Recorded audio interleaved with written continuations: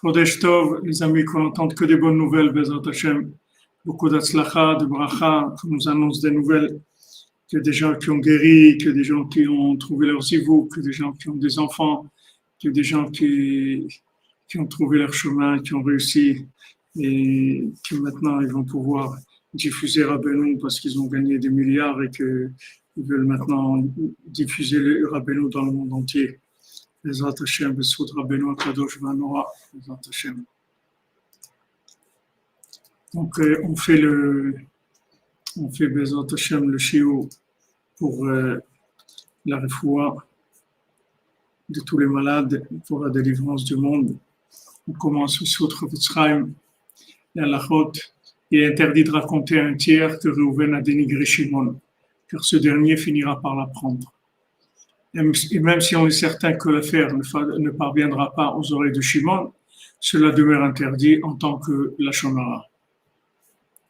Si notre intention est de faire intervenir une tierce personne auprès de l'auteur des propos médisants, afin de lui rappeler la gravité de cette infraction, il est permis de le rapporter. Voilà, merci notre ami Binyamin qui nous envoie tous les jours Baruch Hashem la halachot, Chofetz Chaim. Quand on étudie ces deux halachot, on est acquitté d'abord de ce que Rabbeinu a dit, qu'on doit étudier au moins 2 halachot par jour, et deuxièmement, comme il dit Bar Kapara dit Kol hashoneh halachot bechol yom v'tachlo shehu ben olam haba.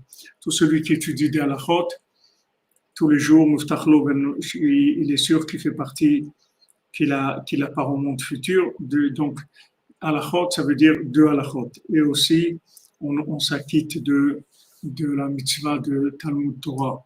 C'est-à-dire que quand on étudie 2 halachot, on est acquitté du Talmud Torah. Alors, le refoua shlema pour le Rav Besançon, Israël Yitzhak ben Fortuné, Mordechai ben Fortuné, Dan ben Rosa ben Amoriel ben Mazal, Shlomo Dov ben Ozala Cohen, Eliyahu Natan ben Yocheved Cohen, Richard Partouche, David Bader ben Dominique Dvora, Israël Perez ben Cielia Meraz Perez Garcia, Dorian Dodi ben Léa, Rachami ben Ruth, Pierre David ben Maïsa Elisheva, Eliyahu Moshe ben Tzipora, Tzipora bat Chaya Kamra, Léa bat Miriam, Eden bat Tzipora, Amram ben Reina, Yehoshua Menachem Raphaël ben Gilad, Prosper ben Eli, Ilan Raphaël ben Nicole, Machlouf ben Rose Alimi, Gary Shimon ben Virginia Esther, Golda Zahava Bateina, Denis Sac, Allegri Afrecha bat Rachel, Judith bat Esther, Emmanuel Chai ben Martin Chaya, Netzach ben Yochevet, Nechamadona Doli bat Miriam, Mathilde Gauvin bat Monique, Shmuel Shlomo ben Betty Julie Journeau, Dvora Myriam bat Corina Yala, Armand Amram ben Izar, Rivka bat Rachel, Valérie bat Aïcha Eli, Eliyahu ben Adeline Simcha, Rivka Deborah bat Sarah, Léa bat Yael, Yoshua Menachem Raphaël ben Gila Myriam, Moshe ben Sarah Debré, Rivka Laetitia ben Anes bat Véronique, Missa bat Mongia, Cardozo, Micha bat Zawira, Nathalie Reichert, Chaya Batia bat Aisha, Viviane Shlomo ben Mechas, Linda bat Jamila, Shimshon ben Levana, Diana bat Jamila, Ruth bat Aisha, Joanna bat Linda, David ben Solange Nakash, Marine bat Rachel, Shalom ben Yehuda, Zekri, Virginie bat Rachel, Chana Mazal bat Lorient Saliza, Levana bat Gabriel Stella, Laura Estelle bat Lisa, Elisabeth Esther, Dania Akov ben Ayala. Pour l'élévation de l'âme de Skoura bat Fatima, Prosper Messaoud ben Rina, Fertan Yitzhak ben Yehuda, Odette bat Esther Cohen, Denise bat Lisa, Elbes ben Prosper, Chaim Wilder, Myriam bat Yehuda, Moshe Gigi, et des Ivougim Bezrat Hashem pour tous ceux qui ont besoin, tous ceux qui attendent de se marier, Bezrat Hashem, que Rabbeinu, le Shatran Agadol, celui qui gère toutes les connexions du monde, il envoie les Ivoug à tous ceux qui ont besoin, particulièrement à Roger Nathaniel Ben Chana, Chana Bat Nicole Luna, Donna Bat Patricia. Pardon.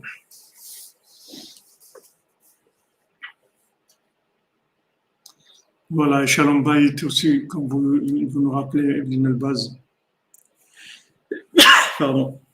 Shalom Bayit pour tous ceux qui sont déjà mariés. qu'il le reste dans la joie, dans le shalom, dans la bina, Bezat Hashem. Akol, Besrut Rabbeinu Akadosh, Kemeyached Yechudim. Il unit tous les gens qui sont perdus, tous les gens qui ne savent pas quoi faire de leur vie. Bezat Hashem.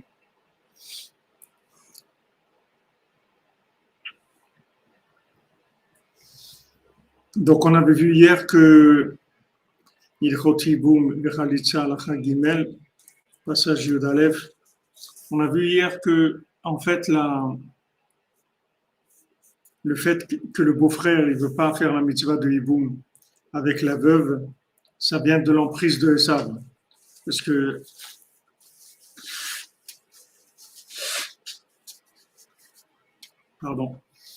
l'emprise de Esav, que du moment où il n'y a pas de compétition, il n'y a pas de réussite pour lui.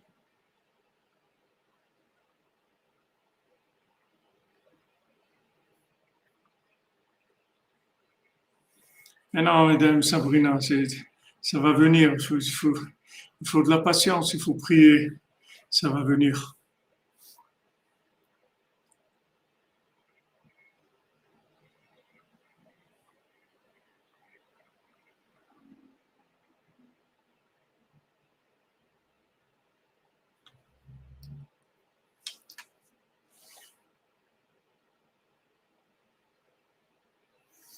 Chaya Bataron, vous demandez voyager vos parents où? Je ne comprends pas. Merci pour la boisson chaude. Il faut schéma de Netzar Ben Yocheved. Il faut schéma, Bezat Hashem complète. Tous les malades. Voilà, c'est tout. Continuez à prier. Et remerciez Hachem qui vous sauve, que quand vous rentrez des tarés, des fous, que vous en rendez compte. Il faut schéma pour Serge Abraham Ben Doli.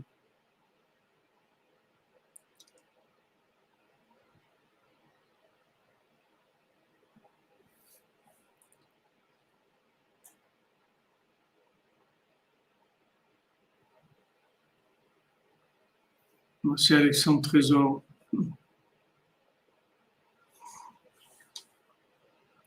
Donc on a vu que en fait il a le beau-frère, c'est-à-dire il veut pas se marier avec la veuve parce que il a rien à gagner de ça. C'est un acte gratuit. Il va donner à son frère un tikkun, mais lui il a rien de ça.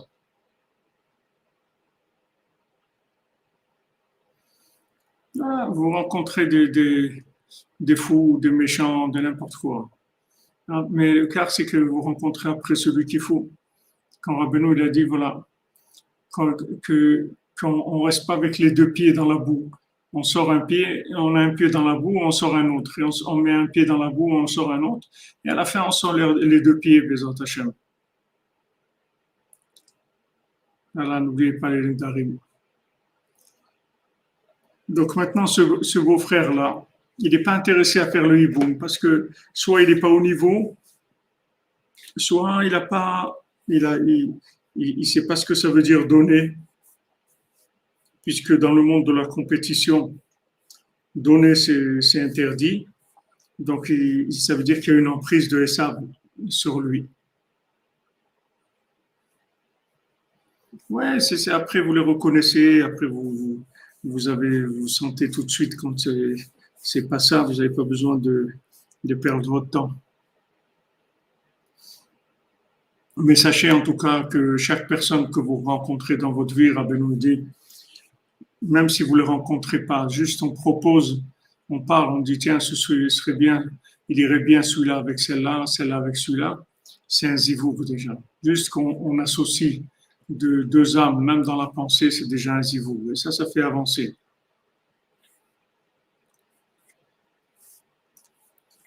Alors Rabbi Nathan il dit vers Khalitsa, il y a les déchets Hamed Daika. Maintenant la Khalitsa, c'est-à-dire quand on vient faire cette scène où maintenant il va y avoir il va enlever sa chaussure, ça se fait précisément avec la veuve. שהיא צריכה לחלוץ מנעלו מעל רגלו. C'est elle qui doit lui enlever sa chaussure. כי הייתה בזוהר הקדוש, שנפש המת קשורה ברגלי היבם. Parce que c'est écrit dans le Zohar que l'âme du mort, elle est attachée au pied du Yabam, c'est-à-dire de son frère. Amen, amen, Sabrina.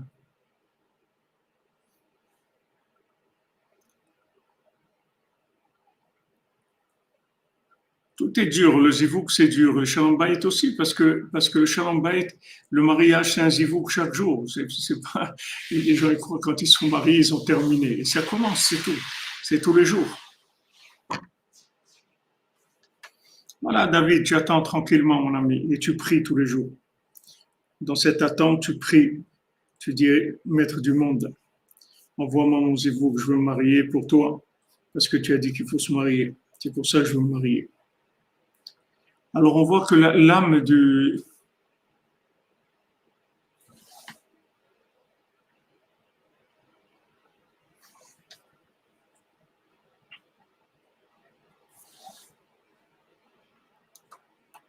Les Hashem, comme vous dites, commencez à vivre.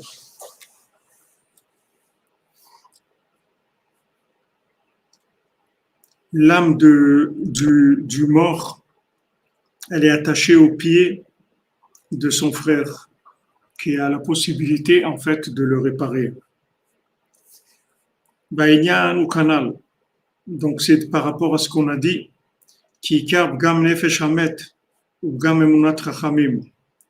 Parce que tout le problème du mort, c'est emunat rachamim. C'est-à-dire, pourquoi il n'a pas pu avoir d'enfant? Parce qu'il a un problème d'emunat rachamim. Il n'avait pas confiance en lui, il n'avait pas confiance dans les tzadikim. Comme Rabbi Nathan, il a dit une fois à quelqu'un qui s'est éloigné parce qu'il n'avait pas d'enfant. Alors, comme on dit, il a été voir ailleurs. Et bon, il n'a rien eu de spécial, il est revenu. Alors Rabbi Nathan lui a dit, pourquoi tu es parti? Pourquoi tu es parti? Pourquoi tu t'es éloigné? Et il dit, la clé des enfants, je ne l'ai pas. Mais si moi je ne l'ai pas, il n'y a personne qui l'a. Mais si tu restes avec nous, un jour il peut y avoir un moment d'ouverture et tu pourras avoir un enfant. Et ça a été comme ça, il est resté avec Rabbi Nathan. Et il a eu des enfants. C'est-à-dire que maintenant, dans Kol Rina Vishua Be'olet Tzadikim, toutes les délivrances, toutes les joies, toutes les réussites, elles se trouvent dans la tente du Tzadik.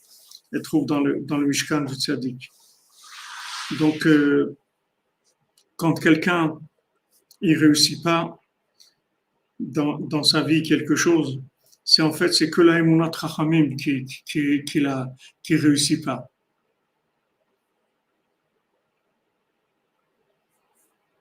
Un homme juif qui a eu des enfants avec une femme juive, ben, s'il a eu des enfants, il n'y a pas de problème de hiboum, de khalitsa. Khalitsa, hiboum, c'est quand il n'y a pas eu d'enfant. S'il a eu un enfant, il n'y a plus de khalitsa.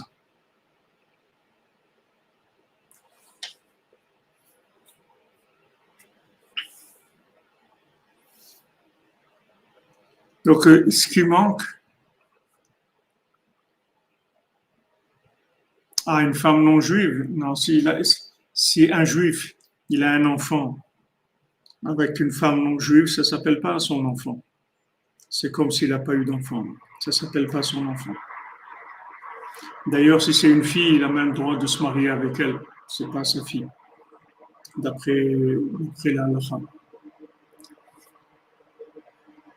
Donc maintenant, là où il n'a pas réussi, ça veut dire qu'en fait, qu'est-ce qu'il n'a pas réussi? Il n'a pas réussi la connexion, c'est tout. Parce que s'il a la connexion, il a tout. Normalement, quelqu'un, il doit tout avoir dans ce monde. Tout. Il doit être comblé, il doit tout avoir.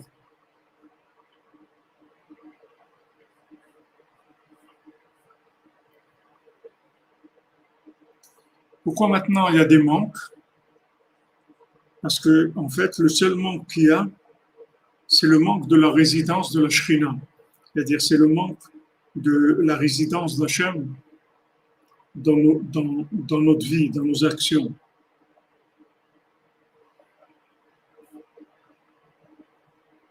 Non, Zelfrima, c'est pas sa fille. Non. C'est pas considéré comme sa fille d'après la Torah.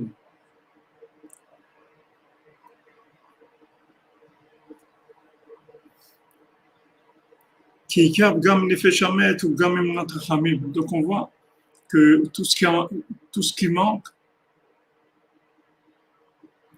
oui, Madame Dvorah, ce n'est pas des choses qu'on crée sur les toits, mais je vous dis, voilà, la halakha, c'est ça.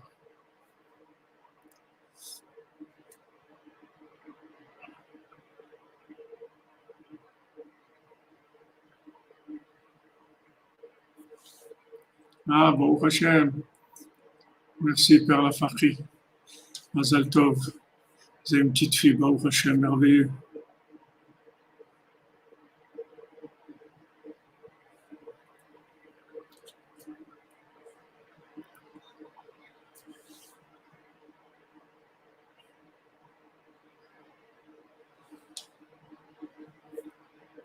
Baruch Hashem, Madame Nina. Ce qui nous manque, c'est, si vous voulez, c'est de la connexion, c'est tout. Parce qu'avec la connexion, vous pouvez tout obtenir. Tout. Comment Hachem il a créé le monde? Avec la parole. Hachem il a dit, Baruch She'amar ve'aya olam. Hachem il a dit, et le monde a été grâce à la parole divine. Donc la seule chose qui manque, c'est le développement d'outils de communication. C'est l'alliance, c'est la parole, c'est de communiquer. C'est qu'on n'arrive pas à communiquer comme il faut. Donc ça crée tous les manques du monde.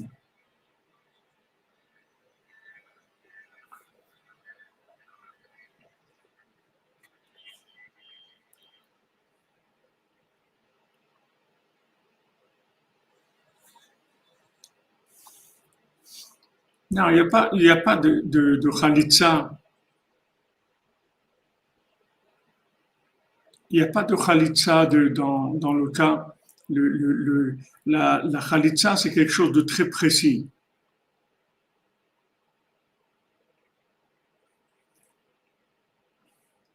La khalitsa, c'est précis. C'est dans le cas où il y a eu une personne mariée qui n'a pas eu d'enfant et il a un frère. Maintenant, celui qui était marié, qui n'a pas eu d'enfant, il est décédé. Maintenant, son frère, il a la mitzvah de Hiboum. Et pourquoi il a la mitzvah de Hiboum? Parce que, d'après le Zohar, l'âme de son frère, elle est attachée à ses pieds. C'est-à-dire que si maintenant il épouse la veuve, il va avoir un enfant. Et cet enfant, en fait, ça va être la réincarnation de l'âme de son frère. Il va lui donner une possibilité de continuité. Alors maintenant, pourquoi son frère il a eu un problème de ne pas avoir d'enfant? C'est parce qu'il avait un problème d'emunat rachamim, c'est-à-dire qu'il n'avait pas assez de connexion, assez de confiance en lui, assez de confiance dans le tzaddik, assez de confiance dans Hachem pour recevoir ce qu'il devait recevoir. Non, la khalitsa, c'est pas qu'il doit se marier avec la sœur de son frère. Qu'il doit se marier avec la sœur de son frère, ça c'est le yiboum. La khalitsa, c'est quand il veut pas. Il dit je veux pas me marier avec la veuve. Alors là, il fait un tikkun qui s'appelle la khalitsa, c'est-à-dire elle enlève la chaussure du frère en disant voilà, il veut pas donner une continuité à son frère. Chodesh Tov, mon ami Michael Sebaï, dans le cercle de Rabbeinu. Amen, Shoresh de la Tchouva. Amen, sois zoché, merci. Qu'est-ce qui est difficile aujourd'hui, David?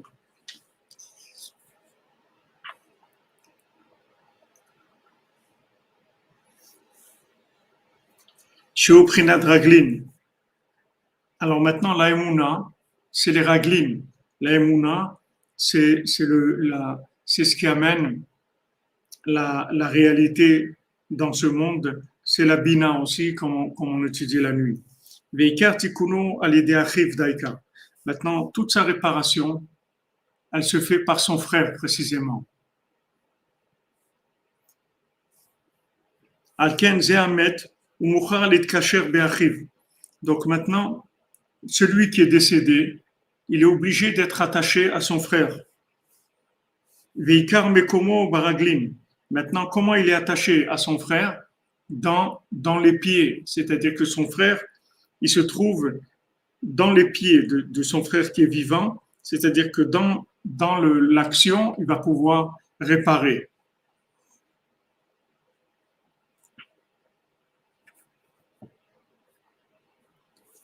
C'est-à-dire que pourquoi dans les pieds? Parce que c'est dans les pieds qu'il y a le problème de Emunat Chachamim.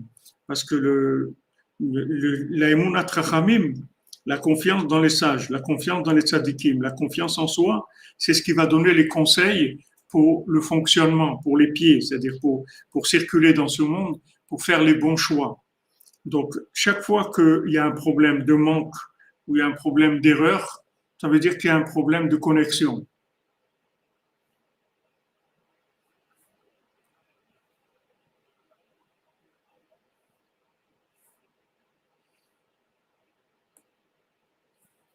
Et si la sœur, elle veut pas, je ne sais pas si c'est le même tikkun qu'il faut faire, mais bien sûr qu'elle peut refuser si elle veut. Mais je ne sais pas si à ce moment-là on fait khalitsa, parce que l'âme du frère, elle est dépendante de celui qui est décédé, il est dépendant de son frère. Non, si elle veut pas, elle veut pas. Alors, il n'y a pas de mariage. Mais je ne sais pas si il y a un lien de khalitsa, je ne pense pas. Je ne connais pas la halakha exactement parce que ce pas des choses qu'on brasse beaucoup aujourd'hui.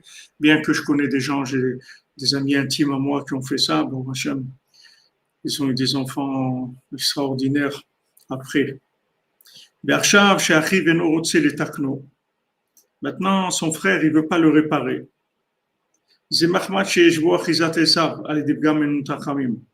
Pourquoi maintenant son frère ne veut pas le réparer? Donc, comme on a vu qu'il y avait une emprise de Esav, parce qu'il n'avait pas confiance en lui. Donc, il pensait que la vie, c'est une compétition. Il ne comprend pas pourquoi maintenant il va faire un acte gratuit pour son frère. Ça ne va rien lui rapporter de ça. Puisque c'est que pour son frère, pour faire du bien à son frère. Et ça ne l'intéresse pas parce qu'il est dans la compétition, ça veut dire qu'il y a une emprise de Esav. Nimtza she'achshav nefesh hamet kshura sham beragle achiv. Donc maintenant, l'âme du frère qui est décédé, elle est accrochée au pied de son frère comme un oiseau qui est prisonnier. Parce qu'il ne peut pas monter, parce qu'il n'a pas laissé d'enfant. Et il a été programme d'Emunat Chachamim, que c'est toute la Torah, elle dépend de ça. Donc il n'a pas d'élévation. Donc quelqu'un qui a pas, c'est-à-dire que en fait, pour simplifier, la seule façon de s'élever, c'est de s'être investi dans autre chose que soi-même. C'est la seule chose qui permet de s'élever. C'est-à-dire que maintenant, on va voir si vous avez eu des élèves, si vous avez donné de la tzedaka pour faire partie de gens qui diffusent Rabbeinu, de gens qui étudient la Torah, de gens qui ont des enfants, des familles nombreuses, des familles nécessiteuses, des pauvres, des gens qui vivent en Eretz Israël. Là où vous êtes investi, c'est ça votre existence éternelle. C'est-à-dire que la personne, elle ne peut pas avoir d'éternité de par elle-même. C'est-à-dire si quelqu'un, il a vécu toute sa vie sans donner, quand il finit sa vie, c'est terminé, il ne peut pas monter, il n'a pas d'élévation possible. Si pour s'élever, en fait, le degré d'élévation, c'est le degré du don de soi.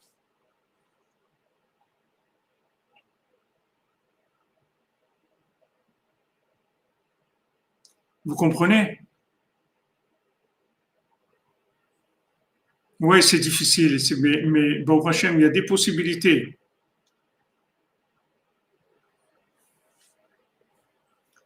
Alors attendez, là si une belle-mère avait prévu sa belle-fille pour son fils aîné, mais la belle-fille a épousé le fils cadet, le mari été, il n'y a pas de problème. Ce qui est prévu, ça c'est des projets, mais la réalité, c'est la réalité. Voilà, regardez, c'est simple. Exister, c'est donner. C'est tout, c'est simple, pour résoudre, pour simplifier au maximum. Exister, c'est donner. Vous avez donné votre temps, vous avez donné votre affection, vous avez donné vos forces, vous avez donné votre argent, vous avez donné votre connaissance, vous avez donné. Vous existez pour l'éternité.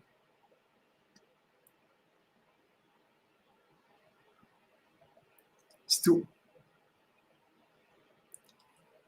Plus vous allez donner, plus vous allez exister. C'est simple.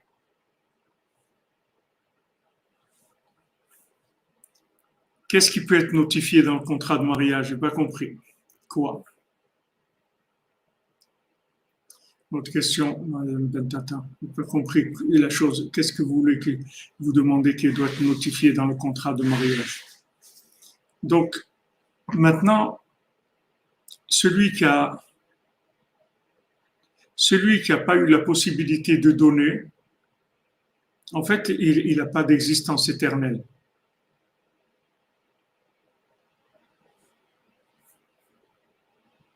Tu comprends?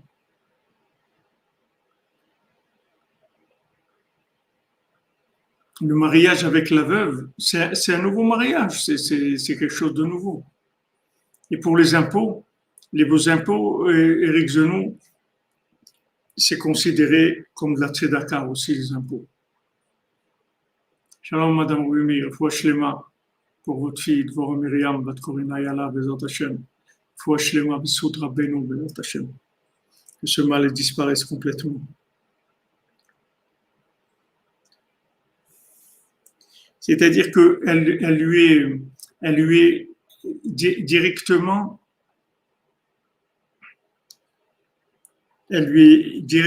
proposée par la Torah, même imposée par la Torah, parce que c'est le chemin.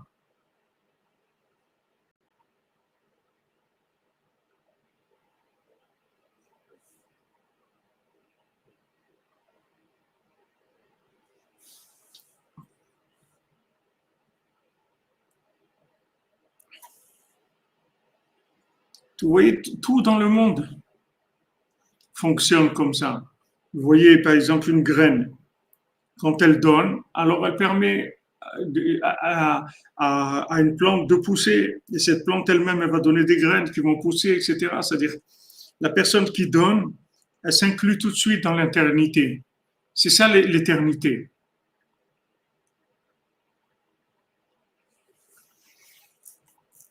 On voit ce qu'il a dit Pascal, je pense donc je suis, il fallait ajouter juste un petit mot, je pense donc je suis mort. Si je sais qu'il fallait ajouter, il a pas fini la phrase. Je pense donc je suis mort. C'est quelqu'un qui pense, il est mort.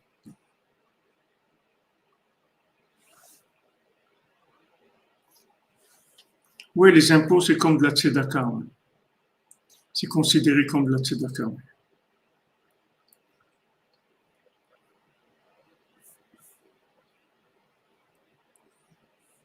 Mais si maintenant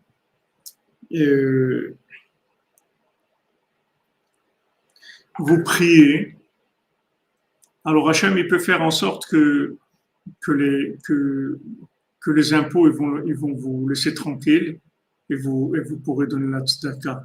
Cet argent-là, il ira à la tzedaka mamash pour le bien. Merci Emmanuel Alumi, je te bénisse. Que des bonnes nouvelles, Bezat Hashem, Atzlacha Rabba.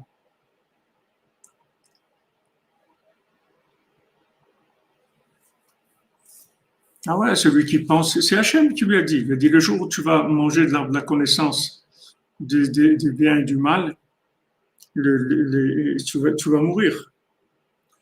Qu'est-ce qu'ils font, les impôts? Eh ben, c'est pas ton problème, David. Le nial des impôts, c'est qu'ils t'ont pris de l'argent. Ils t'ont obligé à donner. Alors, ce que tu as donné pour toi, par rapport à toi, c'est de la tzedaka.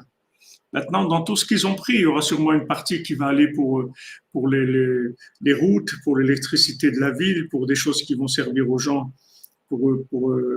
des stations de bus, des bancs, des trucs. Peut-être que 80%, ils vont tout prendre. Oui, quand vous faites de la tzedaka pour quelqu'un qui est décédé, oui, vous le faites en son nom, c'est comme si lui l'avait fait, bien sûr.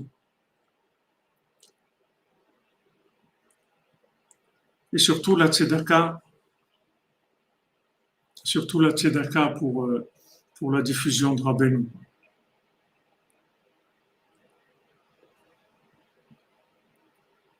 Non, c'est-à-dire si quelqu'un il donne pour recevoir, ça s'appelle pas donner, c'est du business, si quelqu'un il donne parce que il cherche à avoir une place ou quelque chose, ça s'appelle pas donner, ça s'appelle prendre.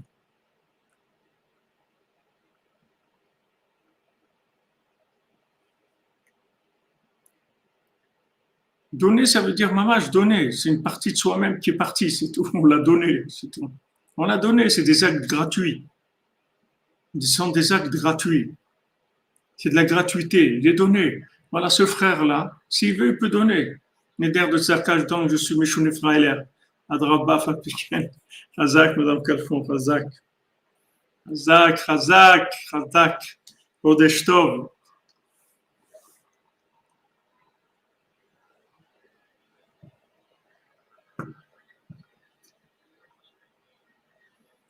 Si c'est cachot rien qu'avec les Yehudis, mais Madame Géoula, c'est les Gabé, la Khalitsa, le Hiboum et tout, bien sûr.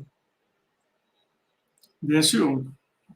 Mais pour pour le Kiyum Torah, c'est-à-dire quelqu'un qui donne pour la fatsa de la Torah, pour la fatsa de Rabbeinu, pour faire pour Rabbeinu.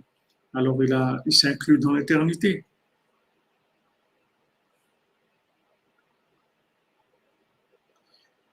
C'est le contraire de Esav. Vous voyez, Esav, lui, là où il n'y a rien à prendre, ça ne l'intéresse pas. Et nous, c'est le contraire. Là où il n'y a rien à donner, ça ne nous intéresse pas. Là où on ne peut pas se sentir utile, alors ça ne nous intéresse pas. Bezat Hashem, David Elbaz, que quelqu'un il nous donne pour le mikvé, on veut faire le mikvé. Bezat Hashem. Bezat Hashem.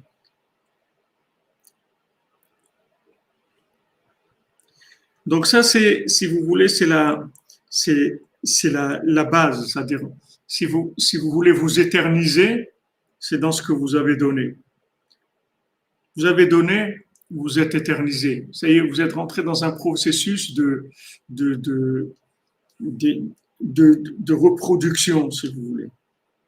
Vous, par exemple, vous avez donné à quelqu'un que maintenant cette personne-là, elle va diffuser la Torah de Rabbeinu. Cette Torah de Rabbeinu, elle va arriver chez quelqu'un. Cette personne, elle va faire tchouva, ou même avoir une pensée de tchouva. Cette pensée de tchouva, elle va faire des réparations. Ces réparations vont entraîner d'autres réparations, etc. Et vous trouvez à la base de tout ça. Vous avez des actions dans tout ça. Donc, plus vous êtes actionnaire dans des bonnes affaires, et plus vous êtes riche spirituellement. C'est pas compliqué. וגם שם אצל אחיו אינו נתקן, אדרבה יכול להתבגם שם יותר חס ושלום, כי הוא קשור ברגליו של אחיו, ושם יש אחיזת עשיו, מאחר שאינו רוצה לייבם. מבחינת גם אמונת חכמים, ידי זה נאחז עשיו, שהוא זומת הנחש וגרעין דייקה בבחינת, ואתה תשופנו עקב. C'est-à-dire que maintenant, le problème, c'est que comme maintenant, il est dépendant, il peut sortir encore pire, c'est-à-dire avec des problèmes, puisqu'il est dépendant de son frère. Maintenant, lui, il dépend de son frère, c'est-à-dire qu'il est en attente de la décision de son frère. Si son frère, il épouse la veuve, alors il va avoir une réparation. Mais si le frère, il n'épouse pas la veuve, le fait qu'il refuse, alors ça va lui faire encore plus de problèmes à lui. Il va avoir encore plus de problèmes parce qu'il se trouve dépendant dans les pieds de son frère, c'est-à-dire dans le côté de la réalisation de son frère. Comme Hachem, il a dit au serpent que toi tu vas toi tu vas l'attraper à la tête, mais lui il va t'attraper au talon. C'est-à-dire que maintenant, le serpent, il attrape la tête, comme le mot serpent en français, c'est le même mot que pensée. Donc le serpent, il va attraper au niveau de la pensée, c'est-à-dire qu'il va essayer de faire exister la personne à travers la logique et l'ego. Donc il va pousser la personne à prendre et pas à donner. C'est pour ça que le serpent, Hachem, il a rendu un rampant, il n'a pas de pied du tout. Le serpent, avant de tenter Adam et Chava, il avait des pieds, c'était le plus beau de tous les animaux. Et quand il a fait tomber Adam et Chava, Hachem, il a enlevé les pieds. Il est devenu un rampant, c'est-à-dire il a perdu le principe des pieds, pour montrer que, en fait, le serpent, qui est la pensée, qui est la logique, il n'y a pas de pied du tout. C'est-à-dire qu'en fait, il n'y a pas de pied, ça veut dire qu'il n'y a aucune stabilité, aucune perpétuité. C'est-à-dire qu'il n'y a pas de suite. Il n'y a pas de suite, il n'y a pas de pied. C'est-à-dire que c'est quelque chose qui est complètement virtuel et qui va disparaître complètement. C'est ça le serpent. Donc Hachem, en plus, il lui a donné comme parnassa qu'il a de la terre, c'est-à-dire il a de la terre autant qu'il veut, il rentre, il a de la terre, il n'a même pas besoin de parnassa parce qu'il a de la terre, il peut manger de la terre quand il veut. Donc il n'a aucun lien dans des situations où il va faire des tris. Oui, exactement, le shaker, comme vous dites, il n'a pas de pied, le mensonge, il n'a pas de pied, oui. Le métavers, c'est le serpent, tout à fait. Le métavers, c'est la réalisation du serpent. Donc maintenant, Hachem il dit au serpent, l'homme, il va t'écraser et toi, tu vas le mordre au talon. C'est-à-dire, c'est là où le serpent, il attrape, il mord au talon. Et c'est pour ça qu'Yaakov, il s'appelait Yaakov, parce que dans le mot Yaakov, il y a le mot Ekev, talon, et que Yaakov, il a dû talonner Esav, c'est-à-dire il a dû embrouiller Esav pour lui prendre le droit d'aînesse et pour lui prendre aussi les bénédictions de Yitzhak. Parce que ça ne pouvait pas se faire directement, parce que directement, ce n'était pas réalisable. Il n'y avait pas assez de révélations de vérité dans le monde pour permettre cette réparation-là. Donc cette guerre de frères ennemis, comme ça entre Esav et Yaakov, c'est quelque chose depuis le départ qui a commencé avec le serpent, que le serpent, il mord l'homme au talon. Et l'homme, il lui écrase la tête avec le talon. Donc il y a pas de... C'est-à-dire la morsure du serpent, elle vient nous attaquer au talon. Ça veut dire que maintenant, le serpent, comment il nous détourne? Il nous détourne en nous attaquant dans le talon, c'est-à-dire dans le côté de la réalisation, de la transmission, dans le don. C'est là où il va nous attraper. C'est-à-dire il va essayer de nous empêcher de donner notre vie et en disant mais non, fais attention quand même, ta vie c'est important, fais attention à ce que tu fais, etc. Il faut...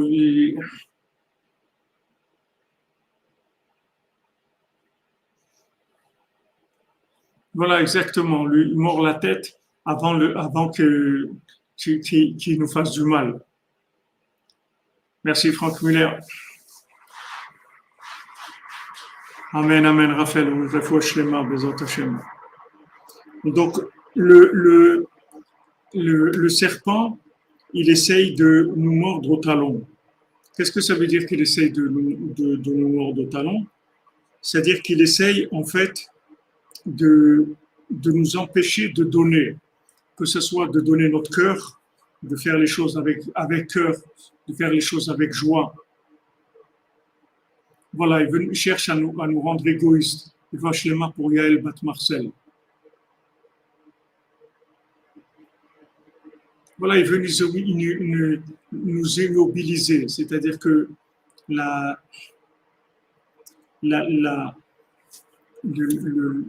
le serpent, ce qu'il veut faire, c'est qu'il veut nous rendre égoïstes avec la logique. Il veut nous dire de prendre. Et quand maintenant on va prendre, en fait, prendre, c'est comme penser, c'est la mort. C'est-à-dire que, ok, quelqu'un, il a pris tout ce qu'il a pris, mais en fin de compte, après, tout ça, qu'est-ce qu'il va faire avec? Il va le laisser. Il n'y a rien de tout ça. Mais par contre, ce qu'il a donné, personne ne peut lui enlever. Je vous ai raconté l'histoire du Rav Yitzhak Abrabanel qui était en Espagne et qui a écrit le Pérou sur le nar de Abrabanel. Rav Yitzhak Abrabanel, c'était un grand tzaddik qui vivait en Espagne. Il était proche du roi et il était très riche aussi. Et une fois, il y avait là-bas un curé, un idolâtre qui est venu chez le roi, qui était très jaloux de l'amitié qu'il y avait entre le roi et le Rav Abrabanel. Donc, il essayait de créer de la zizanie. Donc, il est venu voir le roi et lui a dit, vous savez, ce Rav Yitzhak Abrabanel, soi-disant, vous croyez que c'est un tzaddik et tout, mais il a beaucoup, beaucoup de propriétés, de choses que vous ignorez, il a une richesse cachée, etc. Bon, le roi, il a entendu le discours de cet idolâtre-là, et il a demandé à Rav Yitzhak Abrabanel, il lui a dit, s'il te plaît, je m'excuse de te demander ça, mais fais-moi une liste de tous les biens, de tout ce qui t'appartient. Alors, Rav Yitzhak Abrabanel lui a donné une liste, et dans la liste, le roi, il a vu effectivement qu'il y avait beaucoup de choses qu'il savait qui étaient des propriétés du Rav Yitzhak Abrabanel, mais qu'il n'avait pas déclarées. Donc, il a vu que l'idolâtre, il avait raison. Alors, il a fait mettre Rav Yitzhak Abrabanel en prison. Mais ça le travaillait parce qu'il disait quand même, je sais que c'est un homme de grande moralité, de grande valeur, je ne comprends pas. Donc, il a fait sortir de prison, il lui a demandé, il lui a dit regarde, je ne comprends pas. Il y a des propriétés, tu sais très bien que je sais que tu as ces propriétés. Pourquoi tu ne me les as pas déclarées? Tu m'as déclaré que quelques propriétés. Pourquoi tu ne m'as pas déclaré tout? Tu sais que je sais. Alors, Rav Yitzhak Abrabanel lui a répondu au roi comme ça. Il lui a dit, regardez, Majesté, vous m'avez demandé qu'est-ce qui m'appartient. C'est ça que vous m'avez demandé. Oui. Qu'est-ce qui est à moi? Ce qui est à moi, c'est ce que j'ai donné. Alors, je vous ai fait la liste de toutes les propriétés que j'ai données à la tzedaka. Ça, c'est à moi. La preuve, c'est que vous ne pouvez pas me le prendre. Mais ce que je n'ai pas donné, vous voyez, en un jour, vous m'avez enlevé tout ce que j'avais. Donc, vous voyez que ça, c'est pas à moi. Mais ce que j'ai donné, par contre, vous ne pourrez jamais me l'enlever. Alors, quand le roi il a entendu ça, il a vu la grandeur de Rav Yitzhak Abravanel.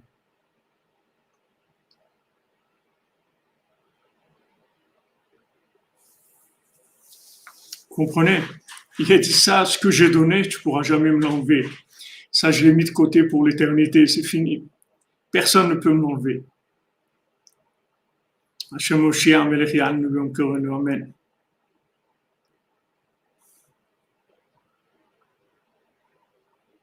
Qu'est-ce que la signification de métavers? Métaverse, c'est l'inversion. C'est l'inversion. Donc maintenant, si vous voulez exister, s'éterniser, c'est donné. C'est donné. Imaginez-vous quelqu'un, il a eu des enfants, ses enfants, ils ont eu des enfants, et les enfants, ils ont eu des enfants, et des enfants. Et comme ça, des générations, il a quelque chose d'énorme. Il a donné pour la Torah de Rabbeinu. Il a permis à quelqu'un d'avoir une pensée de tchouva. Une pensée de tchouva. C'est une richesse extraordinaire. Maintenant, le serpent, où il nous tient, c'est dans le talon. Il nous mord dans le talon. C'est-à-dire, il nous mord dans le contact entre notre corps et la terre. C'est-à-dire, dans la réalisation des projets dans le concret. C'est-à-dire, dans la transmission. C'est là où il nous mord. Et nous, on doit lui écraser la tête. C'est-à-dire, quand le serpent il vient avec ses pensées, on doit fuir la logique et lui dire non. C'est vrai que de donner dans la logique, ça me diminue mon patrimoine, mais dans la connexion, ça m'augmente mon patrimoine de 10 000, de 100 000 jusqu'à l'éternité. Parce que le patrimoine, il est éternel. Quand j'ai donné, ça y est, je me suis inclus dans l'éternité.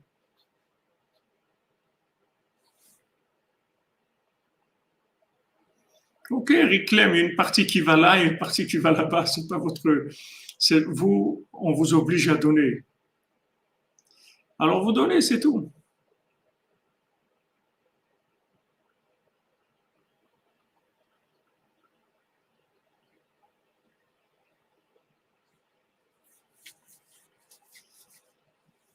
Métaverse, c'est quand vous voyez l'imagination de la chose. On va en parler beaucoup, ne vous inquiétez pas. Bezrat Hashem, Besoudra Beno, on va ouvrir et ouvrir et ouvrir. Si vous voulez, la consommation, time is money, la productivité, ça a amené les gens à l'imaginaire. Au début, quand on faisait une assiette, c'était une assiette de la porcelaine de Limoges, quelque chose, voilà, wow, une assiette. Et après, petit à petit, c'est devenu une assiette en plastique qui fait un micron d'épaisseur qui tient à peine. C'est devenu une assiette imaginaire. On a juste laissé le minimum pour imaginer que c'est une assiette. Comme tout. Le minimum pour imaginer que c'est une voiture. Le minimum pour imaginer que c'est un verre. Le minimum pour s'imaginer que c'est un être humain, en fait. Le minimum, minimum, minimum. Restait juste l'imagination. Et maintenant, avec le métaverse, on fait le pas carrément dans l'imaginaire total, c'est-à-dire dans le virtuel total. C'est le pas vers la réalisation, c'est l'extrême de la réalisation de tout ce qu'il y a eu comme, comme consommation exagérée depuis en fait que il y a eu la révolution de 1789 et depuis qu'il y a eu que Rabbeinu il est décédé, que les gens ils ont pas pu, on n'a pas eu le mérite de son vivant de le reconnaître dans ce qu'il est venu amener au monde. Donc ça a déclenché une augmentation de la consommation énorme et ça a augmenté, ça a amené le contraire de la 50e porte de la Bina, qui est la 50e porte de la Touma, qui est l'imagination, comme Rabbeinu l'a dit, c'est-à-dire qu'on a des choses, mais imaginaires. Donc, comme on a des choses d'imaginaire, on est toujours insatisfait. Donc, cette insatisfaction permanente, elle entraîne tous les problèmes, toutes les dépressions, tout ce qu'il y a dans le monde, parce que les gens ils sont insatisfaits puisqu'ils n'ont rien de vrai, ils n'ont rien de vivant en fait. C'est pas vivant.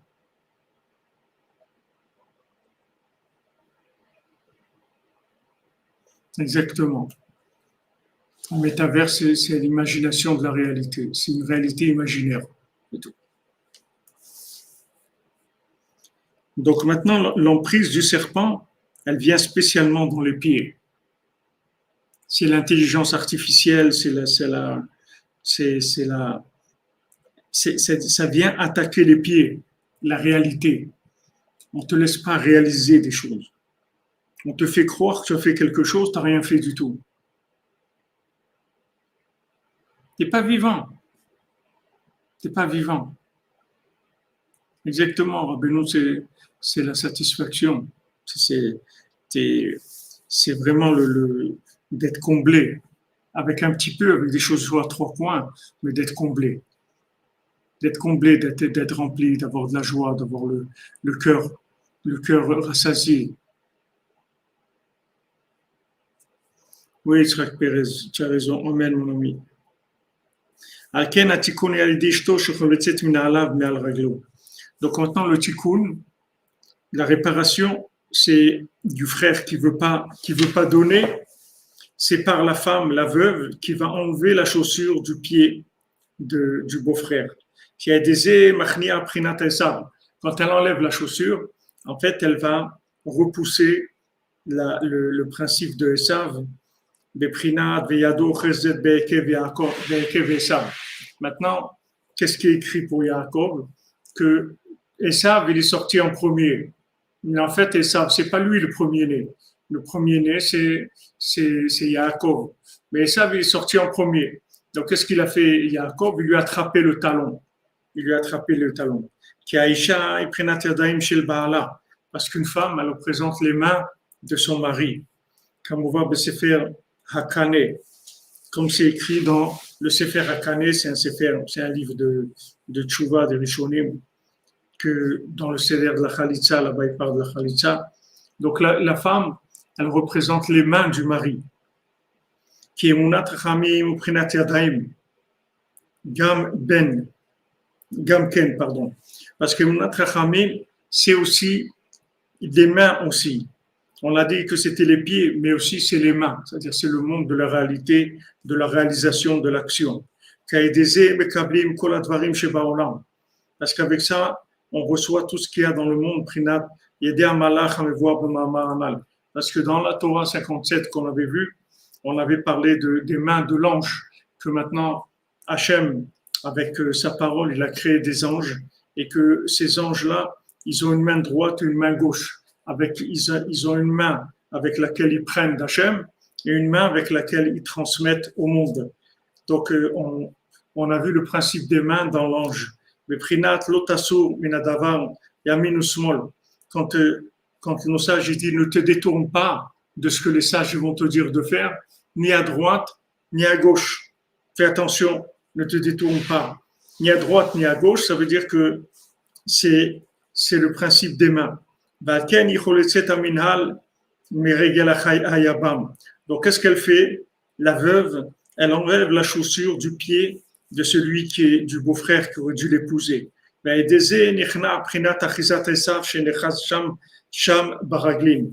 ça, il repousse l'emprise de Esav qui veut avoir l'emprise dans les pieds, puisque Esav, tout ce qui est réalisation, tout ce qui est action, il veut le prendre pour lui. Il veut faire aucune action altruiste, il veut faire aucune action de donner, il veut faire que prendre. C'est ça l'emprise de Esav. Même dans le Beth Amikdash, il y avait ça. Même dans le temple, le deuxième temple, et toute la raison pourquoi le troisième temple, il revient pas, il vient pas, il n'est pas reconstruit. Hachem, il n'a pas construit le troisième temple, c'est parce que il y a l'emprise de Esav dans le deuxième qui s'est manifestée par la haine gratuite. La haine gratuite, ça vient de Esav, ça vient de la compétition. C'est-à-dire le fait que les gens ils sont tellement vides qu'ils ne peuvent exister qu'en comparaison avec les autres, on l'a développé plusieurs fois.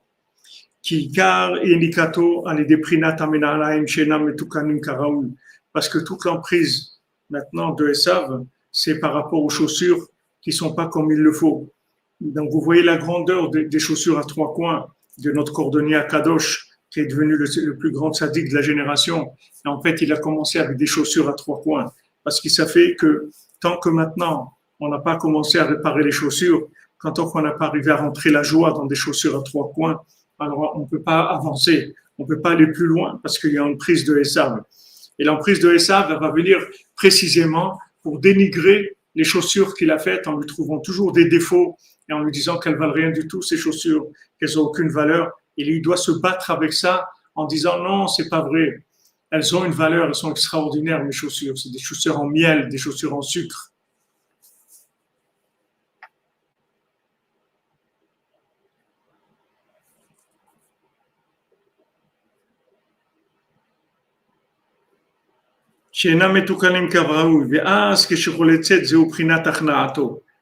Alors quand maintenant la veuve, elle enlève la chaussure du beau-frère, avec ça, elle repousse Esav.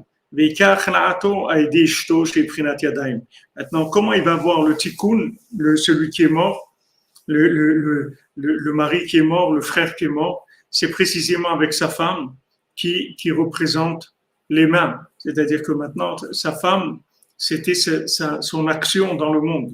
C'est-à-dire que l'homme, il amène la chokhmah, il amène la connaissance, il amène la Torah. Mais la femme, elle transforme la Torah en quelque chose de concret. C'est-à-dire qu'elle donne des enfants, elle fait la maison, elle fait en fait que la maison, c'est le Mishkan d'Hachem. Tout ça, c'est les mains de la femme. Elle va permettre à l'homme de réaliser son projet avec ses mains. Donc, en même temps, la femme, elle représente les pieds, c'est-à-dire qu'elle représente le conseil, et en même temps, elle va représenter les mains, qui est le monde de l'action. Et donc, Yadaïm Yedé Esav, les mains de Esav, leur réparation, c'est par les mains de l'épouse qui vont repousser les mains de Esav. Parce que les mains de Esav, c'est des mains qui prennent, et les mains d'une épouse, c'est des mains qui donnent. Parce qu'une femme, toutes ses mains, c'est rien que de donner, c'est tout. Qu'est-ce qu'elle fait une femme? elle arrange la maison, elle prépare à manger, elle fait ça, elle s'occupe des enfants, elle amène les enfants, elle leur donne à manger. Tout ce qu'elle fait, la femme, c'est ses mains, c'est rien que de donner, c'est tout. Elle donne sans arrêt, sans arrêt. Toutes ses mains, c'est de donner. Donc c'est ça le tikkun de Esav. C'est pour ça que Esav, il lutte tellement contre le mariage et les familles. Et il veut détruire ça parce que ça le dérange beaucoup. Ça le dérange beaucoup. Il veut pas que en fait, le mariage, le shalom bayit, le mariage, c'est vraiment l'ennemi numéro un de Esav. Esav, il peut pas supporter ça parce que tout le mariage, surtout chez la femme, c'est de donner sans arrêt, c'est tout. Il n'y a rien d'autre. Il n'y a rien d'autre. Elle met ses mains au service de sa famille. Elle agit pour sa famille sans arrêt. Donc ça, c'est l'opposé de Esav. Puis Esav, il dit, il faut prendre, c'est tout. Dans ce monde, il faut faire que prendre. Et il sait pas que prendre, ça veut dire mourir. C'est pour ça qu'il dit, je vais mourir. Moi, de toute façon, quoi ça va me servir? Le droit d'aînesse, parce que de toute façon, je vais mourir.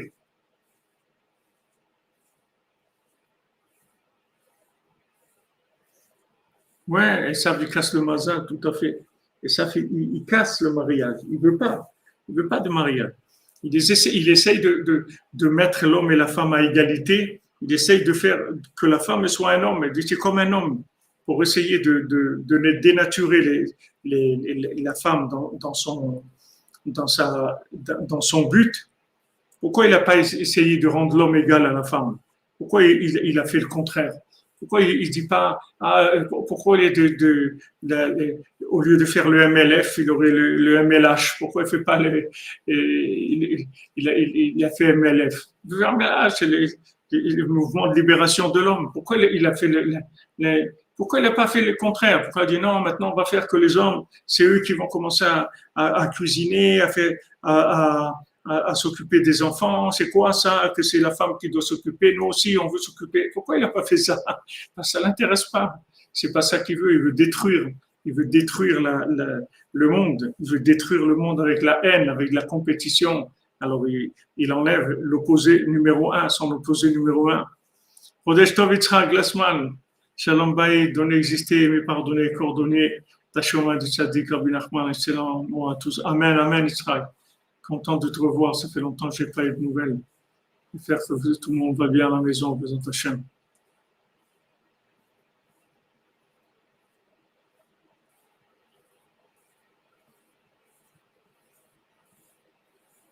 Pourquoi il n'a pas fait le contraire? Vous n'êtes pas posé cette question. Pourquoi ça ne dit pas mouvement de libération de l'homme? Non, l'homme, on en a marre, nous, d'être président, on en a marre d'être de diriger des entreprises, des trucs et tout. On veut que ce soit les femmes, ça y est, nous, allez, prenez cette place, laissez-nous, nous, on veut aussi kiffer à la maison, préparer de la cuisine, s'occuper des enfants, faire ce qu'il y a à faire, la lessive et repassage, c'est ça qu'on veut faire. Pourquoi ils n'ont pas fait ça?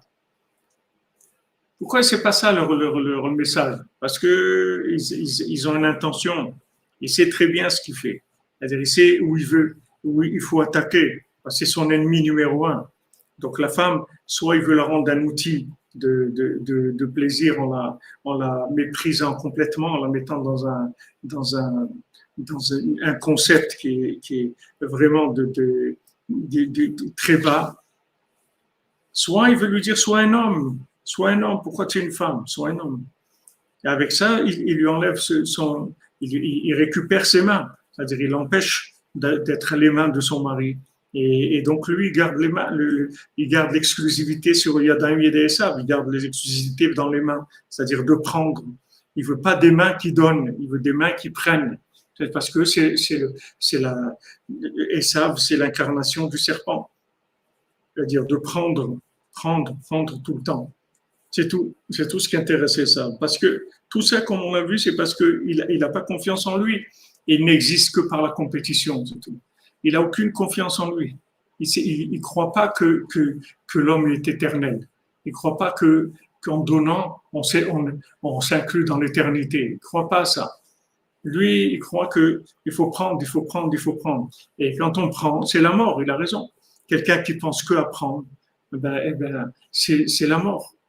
Des gens qui n'ont pas donné dans leur vie, qu'est-ce qu'ils finissent? Ils finissent seuls, ils finissaient aigris, seuls, et il n'y a rien dans l'eau. Qu'est-ce qu'ils ont?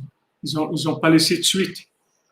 Et Rabbeinu Akadosh Vanoa, Rabbeinu Nachman Feyez, Choutou Yagen Alenu, Bezrat Hashem, Rabbeinu il a dit, voilà, moi je vais faire quelque chose qui va jamais s'arrêter. Moi je vais faire quelque chose que mes élèves vont avoir des élèves, qui vont avoir des élèves, qui vont avoir des élèves. Ça s'arrêtera jamais. Ça s'arrêtera jamais. Breslev, ça s'arrêtera jamais. Non seulement ça s'arrêtera jamais, le monde entier sera Breslev. Il a dit, il y a beaucoup de tzadikim qui sont venus dans le monde. Mais quand ils sont partis, leur ignan, il est parti. C'est-à-dire qu'il n'y a pas eu de continuité. Et il a dit, moi, je veux faire quelque chose qui va avoir une continuité éternelle. C'est ça le corps de Rabbeinu. Le corps de Rabbeinu, c'est cette bina, cette déduction, c'est-à-dire de comprendre que Rabbeinu, il inspire tout de suite à donner. Dès que quelqu'un il se rapproche de Rabbeinu, ce qu'il veut faire, c'est que donner, c'est tout. Chodesh Tov Mevora, Feneder de faire la Daka. Amen, Gabriel. Que te bénisse, Chodesh Tov. Nathan Biton, Chodesh Tov, mon ami. Asherechem, Asherechem.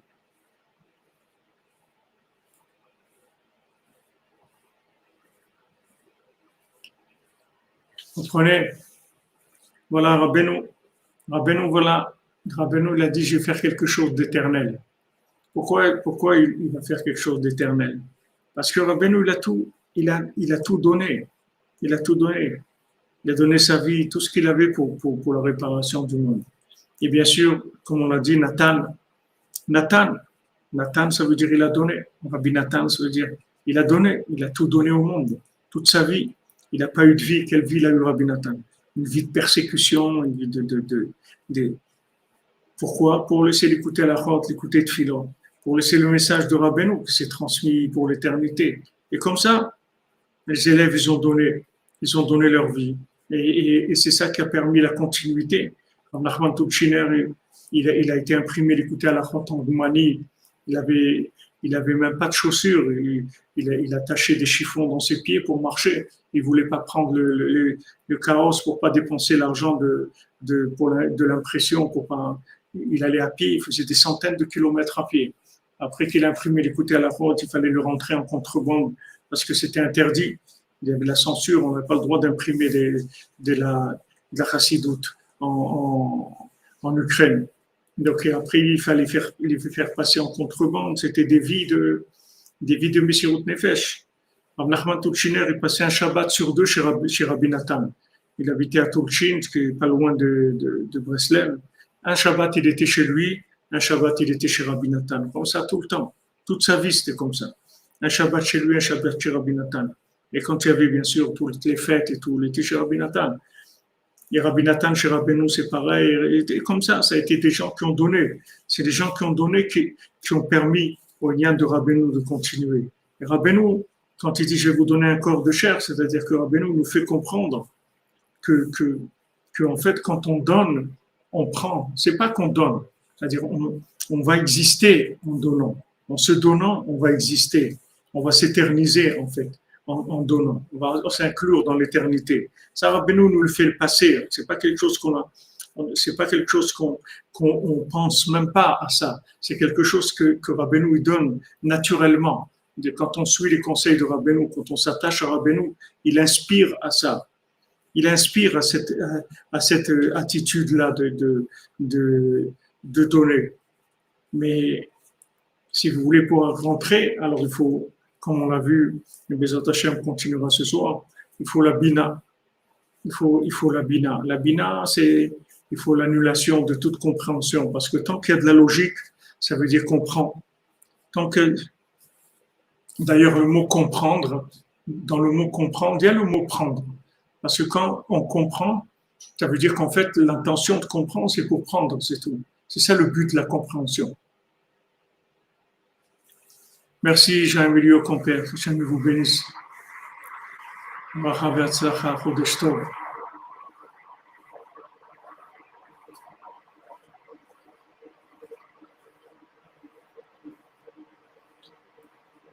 C'est sûr que dans les pilotes, on trouve tout.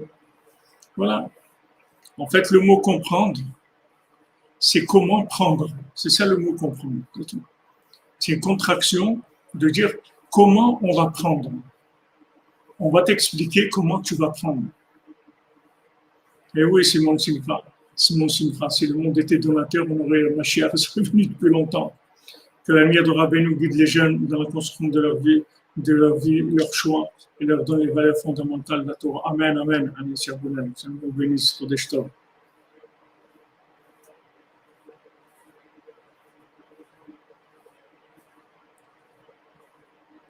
Comprenez? Voilà le mot comprendre, ça veut dire. En fait, on va t'apprendre comment tu vas prendre. Voilà, Bezrat Hashem. Regardez ce que Rabbeinu nous dit, regardez comment Rabbeinu ouvre nos yeux, notre cœur, nous montre où ça se trouve. Et automatiquement, où ça ne se trouve pas. Ashrenu matov chelkenu, Ashrenu matov chelkenu, Manayim goralenu, Ashrenu matov chelkenu, Manayim goralenu, Ashrenu matov chelkenu, Manayim goralenu. Ashrenu matov chelkenu, Manayim goralenu. Ashrenu matov chelkenu, Manayim goralenu. Ashrenu matov chelkenu, Manayim goralenu. Ashrenu Manayim goralenu. Ashrenu matov chelkenu, Manayim goralenu. Ashrenu matov chelkenu, Manayim goralenu. Ashrenu matov chelkenu, Manayim goralenu. Ashrenu matov chelkenu, Manayim goralenu. Ashrenu matov chelkenu, Manayim goralenu. Chodesh Tov les amis, on se retrouve cette nuit, Bezrat Hashem. Bezrat Hashem, Yesod Rabbeinu, on se retrouve à 4 heures, c'est pour le Massiot. Merci Raphaël Lévy, Hashem te bénisse. Bezrat Hashem. 15, c'est la Milouï de la Levana. Le 15, c'est la lune qui se remplit. On démarre, le premier, on démarre. Et on arrive au Milouï à Levana, le 15, Bezrat Hashem. Hashem t'envoie toujours la protection, la bénédiction du Tzadik Teshuvah. Merci pour tout, les amis. Merci de votre présence et de votre participation et de vos paroles.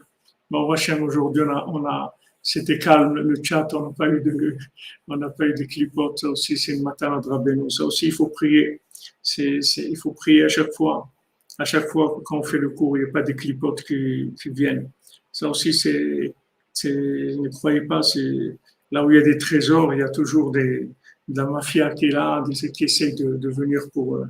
Il faut prier pour ça, pour la protection du tzaddik, Bezrat Hashem. Alors, on se retrouve à 4 heures pour le fils du roi, le fils de la servante, pour nous débarrasser de nos clipotes et avoir accès à la bina, Bezrat Hashem, la bina de Rabbeinu. Si on a la bina, on a tout.